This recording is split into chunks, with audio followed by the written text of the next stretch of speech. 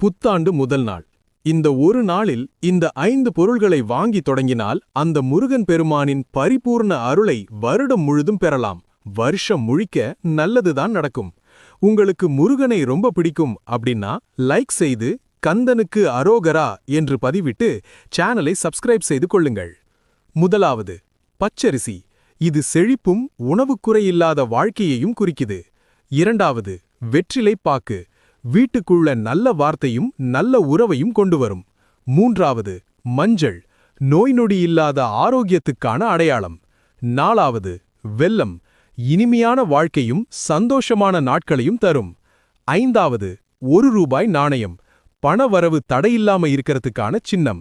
இந்த 5 பொருள்களையும் புத்தாண்டு முதல் நாள்ல வாங்கி வீட்டுல ஒரு நல்ல இடத்துல வச்சா போதும்.